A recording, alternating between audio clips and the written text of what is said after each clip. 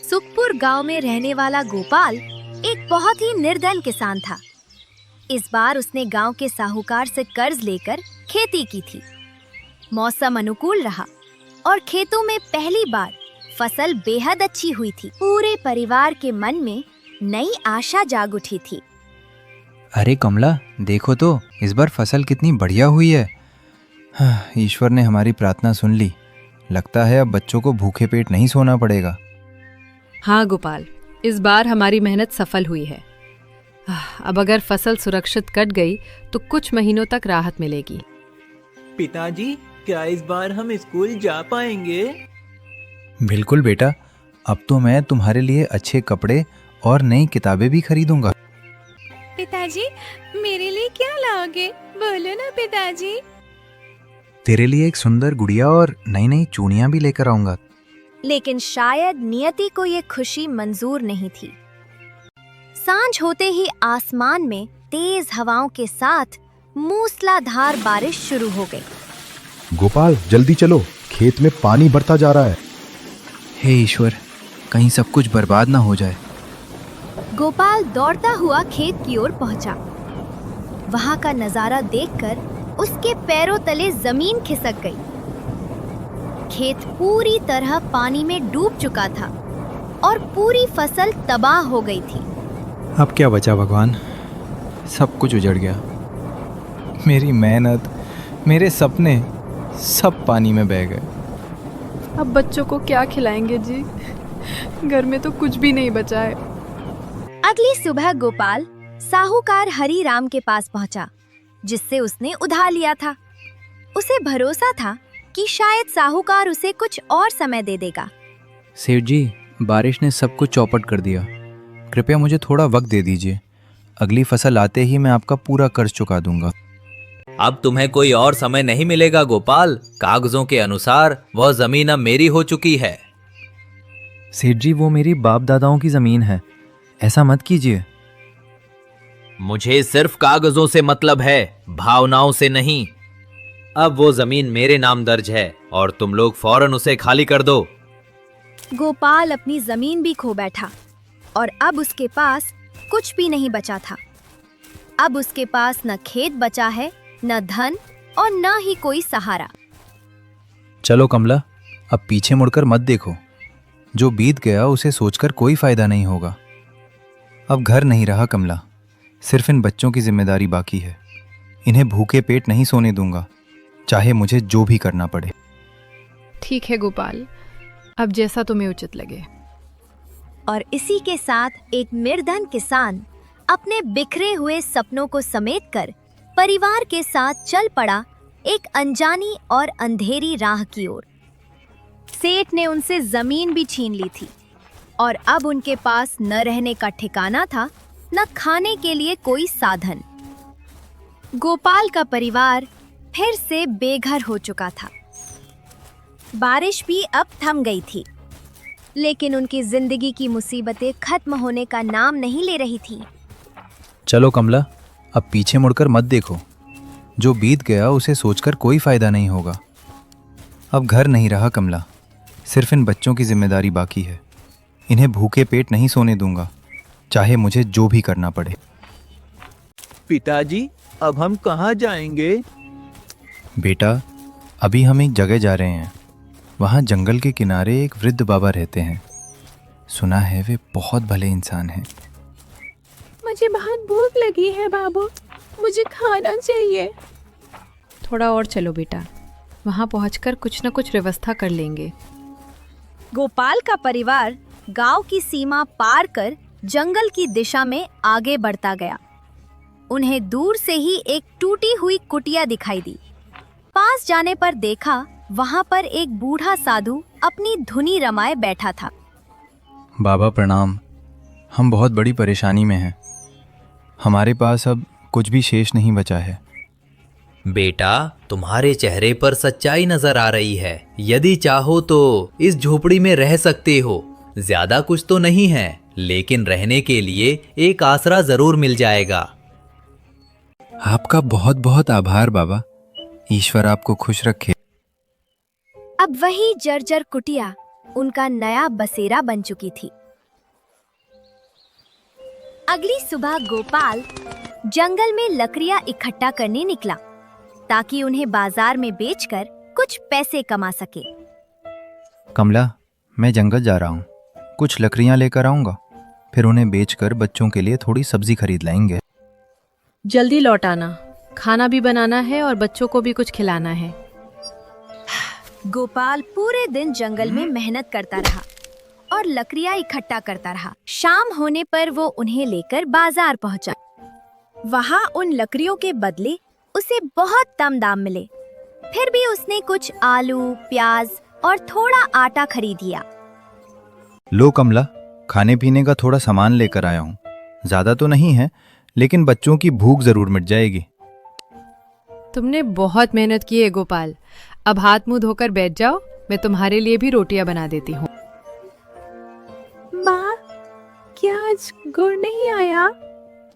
आज नहीं बिटिया, लेकिन हम कल जरूर से गुड़ लेकर आ जाएंगे। रात में सभी ने सूखी रोटियों और उबली हुई सब्जी के साथ भोजन किया। पहली बार किसी ने कोई शिकायत नहीं की।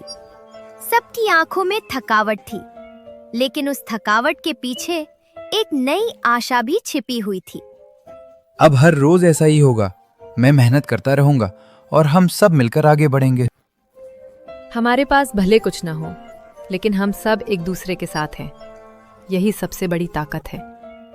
मुसीबतों का एक विशाल पहाड़ उनके सामने खड़ा था, लेकिन गोपाल ने हिम्मत नहीं हारी।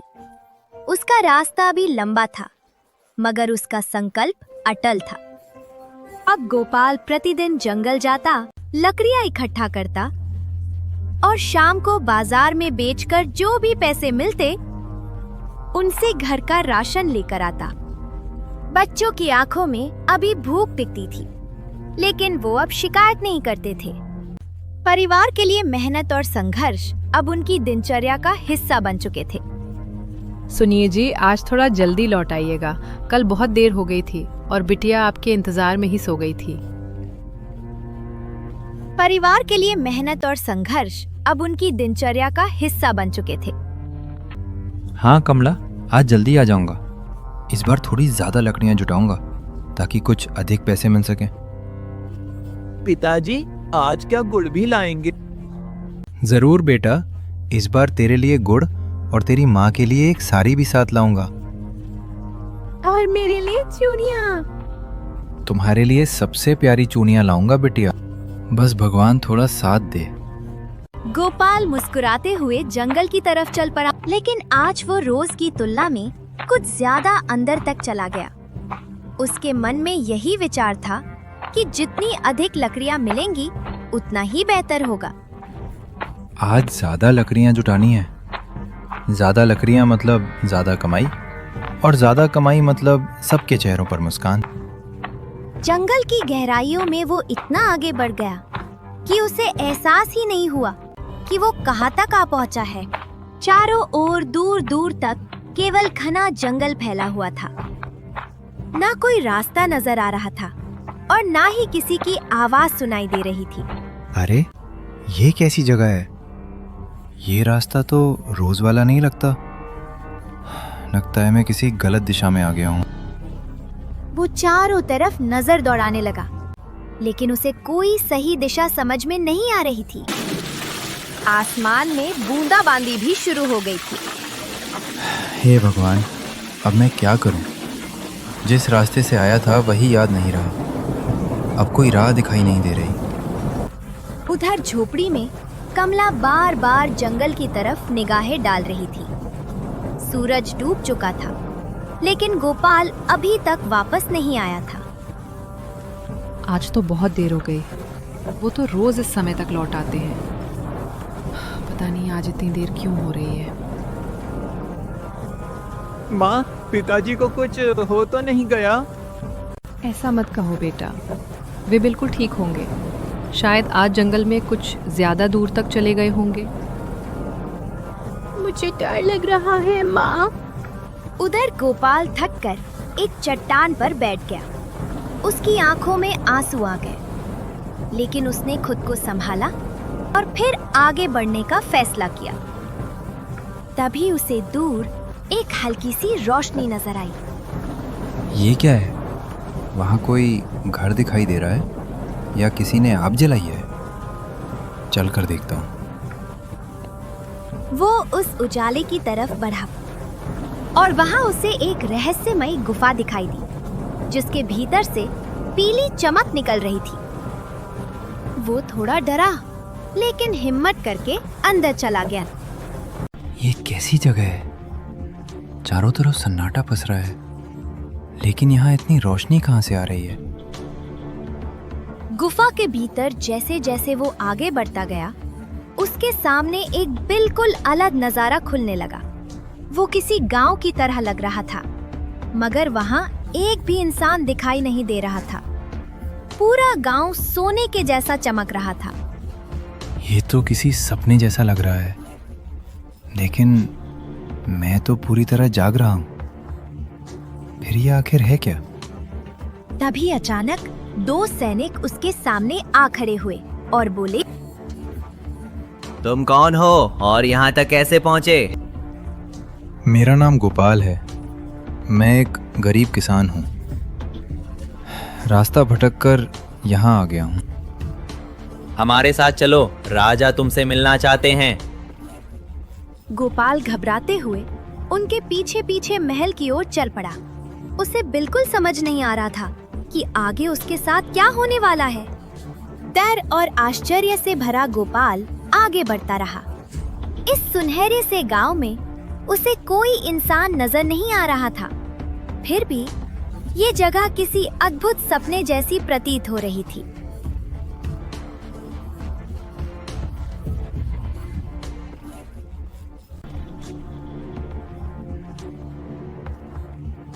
सिपाही उसे महल के बड़े दरवाजे तक लेकर पहुंचे। तभी भीतर से एक गूंजती हुई गंभीर आवाज सुनाई दी। उसे अंदर लेकर आओ।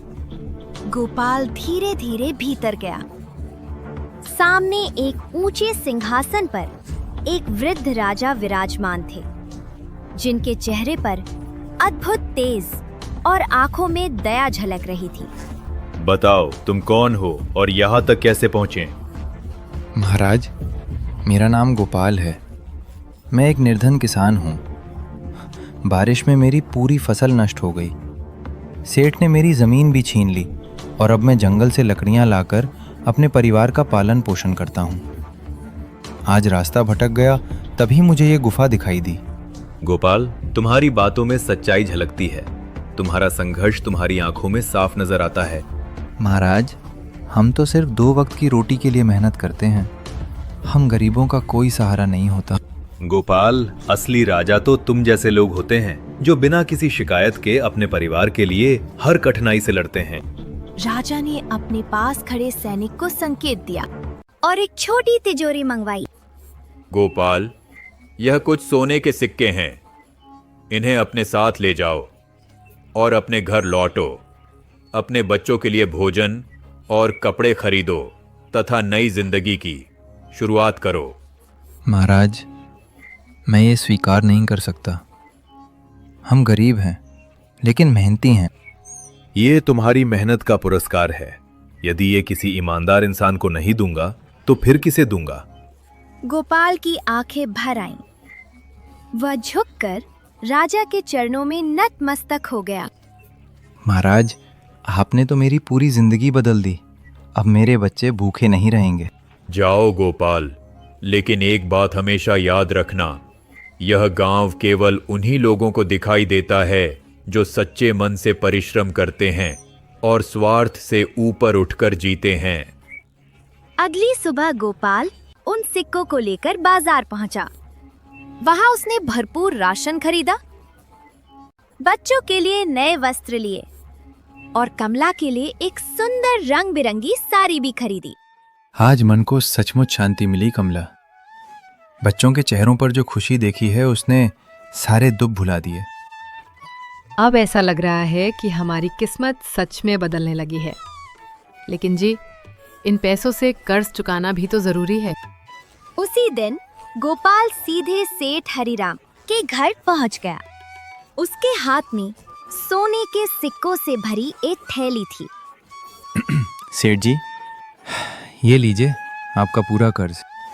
मैं एक एक पैसा चुका रहा हूँ। ये सब मेरी मेहनत की कमाई है।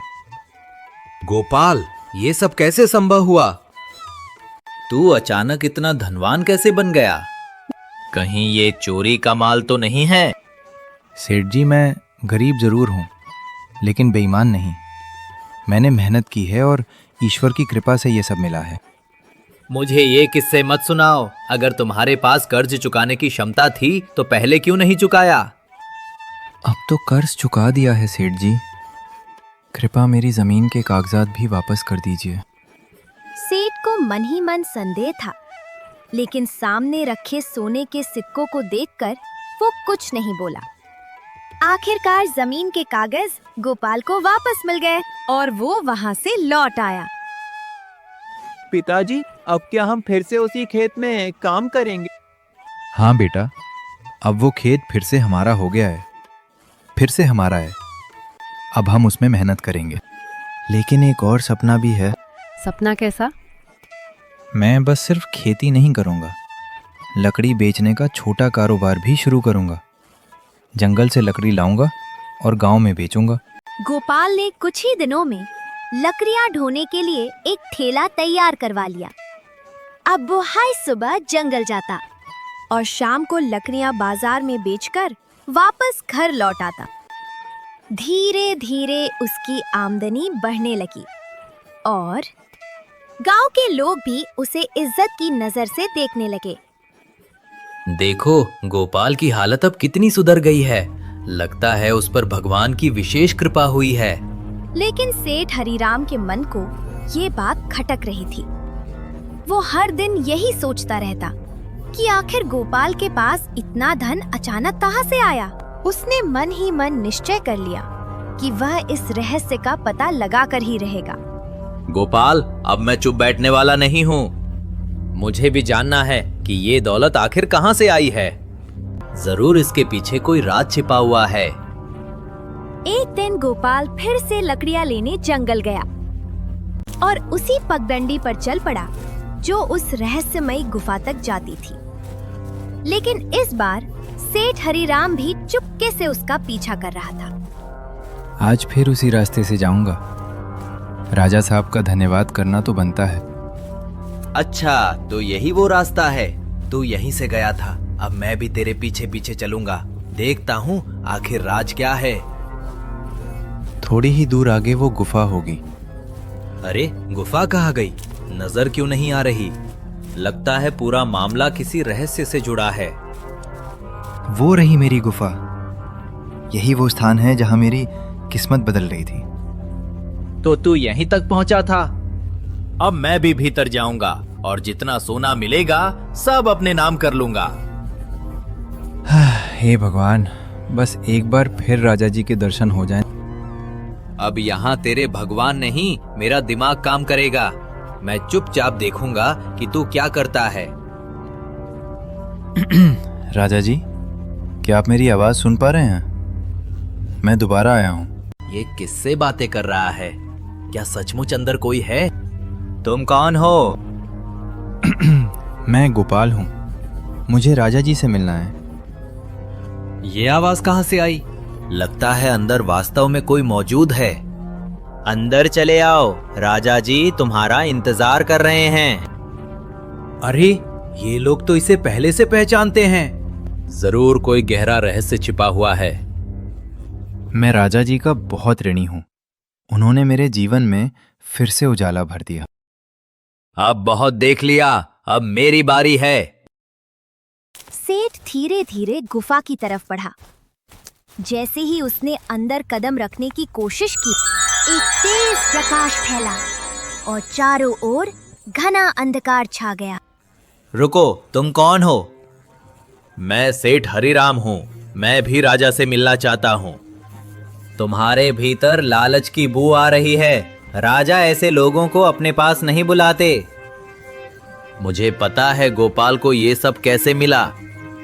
उसे उसकी सच्चाई और ईमानदारी का फल मिला, जबकि तुम्हारा लालच तुम्हें यहाँ से दूर कर देगा।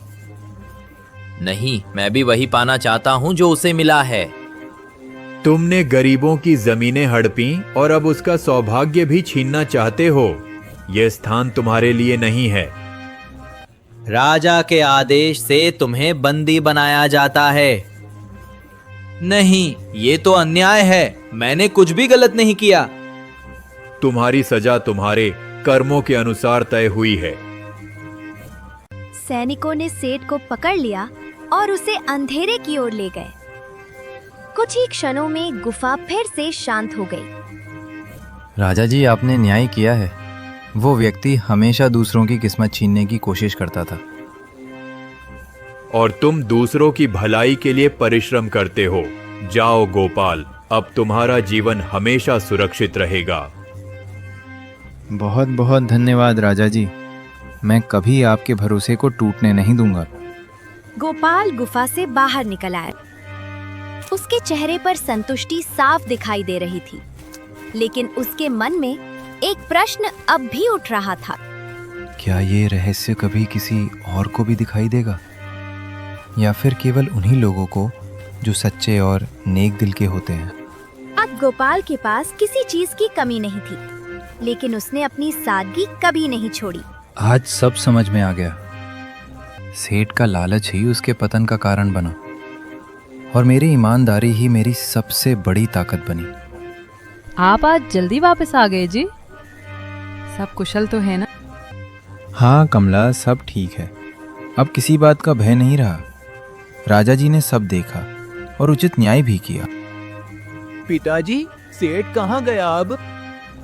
बेटा, वो वहीं पहुंच गया जहां ऐसे लोगों को पहुंचना चाहिए। अब आगे क्या करने का विचार है आपका? अब मैं गांव में एक छोटा व्यापार शुरू करूंगा। लकड़ी और कोयले का गोदाम खोलूंगा और गांव के कुछ लोगों को रोजगार भी दूंगा। अगले ही दिन गोपाल ने किराए पर एक छोटी सी दुकान ले ली। उसने जंगल से लकड़ियां लाकर अपनी दुकान पर बेचना शुरू कर दिया। लोगों को अच्छी गुणवत्ता का सामान मिलने लगा और गोपाल की मेहनत को सम्मान मिलने लगा। रामधन भाई, तुम्हारा माल तो बढ़िया होता है। अब हमें बाहर नहीं जाना पड़ता। और भाव भी ठीक देते हो, दिल से व्यापार करते हो। भाई, हम तो सबके अपने हैं। जब हमारे पास कुछ नहीं था तब गांव ने हमारा साथ दिया था। अब अगर हम भी कुछ कर पा रहे हैं तो इससे बड़ी खुशी क्या होगी? धीरे धीरे पूरे गांव में लोग गोपाल को आदर और सम्मान की नजर से देखने लगे। जो व्यक्ति कभी सबसे कमजोर समझा जाता था, वही आज सबसे सम्मानित लोगों में गिना जाने लगा था। लेकिन उसने अपनी सादगी और जमीन से जुड़ाव कभी नहीं छोड़ा। तुमने सचमुच सब कुछ संभाल लिया गोपाल। मैं बहुत खुश हूँ तुम्हारे लिए। नहीं कमला, भगवान ने हम पर विश्वास किया था और हमने उस विश्वास को कायम रखा। अरे, बाहर कौन है? जरा देखता हूँ। इस समय कौन आया होगा? जी, कौन है भाई? क्या आप गोपाल जी हैं? हाँ, कहिए, क्या बात है? मैं राजा जी का संदेशवाहक हूँ। उन्होंने आपके लिए एक संदेश भेजा है। राजा जी का संदेश? मेरे लिए? जी हाँ, उन्होंने आपको बुलाया है। उन्हें आपसे एक महत्वपूर्ण बात करनी है। मुझे किस कारण बुलाया है? आखिर बात क्या है? सब कुशल तो है? मुझे केवल इतना कहा गया है कि गोपाल को तुरंत साथ लेकर आना है। ठीक है, मैं सुबह आपके साथ चलूंगा।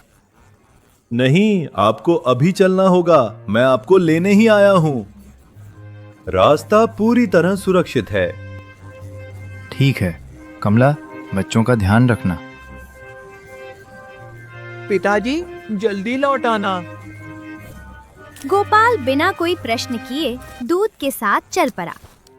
रात का अंधेरा गहरा था और उसके कदम धीमे थे, लेकिन उसके मन में पूरा विश्वास था। राजा जी इंतजार कर रहे हैं, अंदर आइए। राजा जी ने मुझे रात में बुलाया है, जरूर कोई महत्वपूर्ण कारण होगा। आओ गोपाल, बैठ जाओ। प्रणाम महाराज, आपने मुझे याद किया। गोपाल, हम कई दिनों से तुम्हें देख रहे हैं।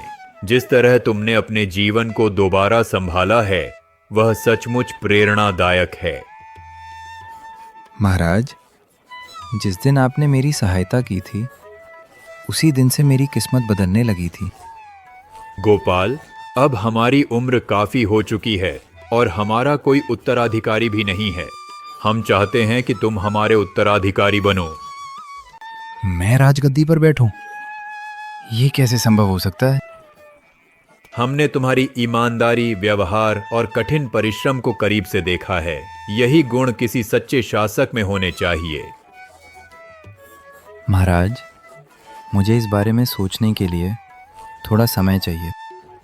तुम्हें कल सुबह तक का समय दिया जाता है। अपना निर्णय सोच समझ कर लेना। गोपाल महल से बाहर आया।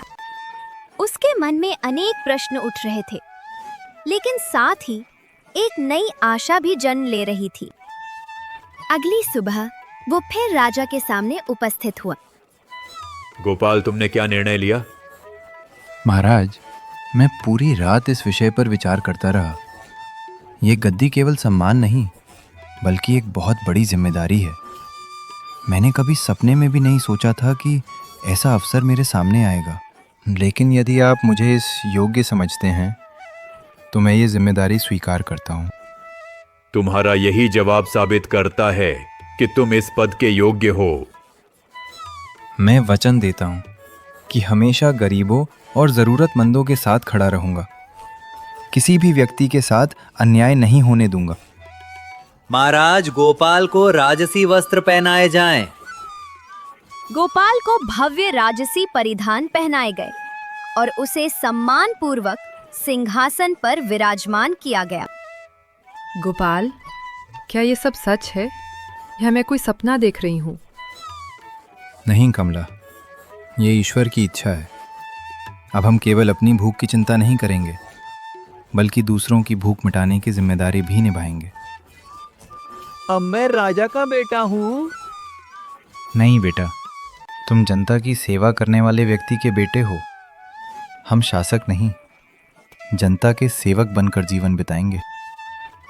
सुखपुर गांव का वही निर्धन किसान जिसने एक समय बारिश में अपना सब कुछ खो दिया था, आज अपने संघर्ष और परिश्रम के बल पर राजमहल तक पहुंच गया था। जिस इंसान ने जंगल से लकड़ियां काटकर अपने बच्चों का पालन पोषण किया हो वही वास्तव में जनता का सच्चा राजा कहलाने योग्य होता है। गोपाल ने ना कभी धन दौलत को अहंकार बनने दिया और ना ही गरीबी को अपनी कमजोरी समझा। उसने हर परिस्थिति को खुले मन से स्वीकार किया और अपनी मेहनत के दम पर अपनी किस्मत खुद लिख डाली।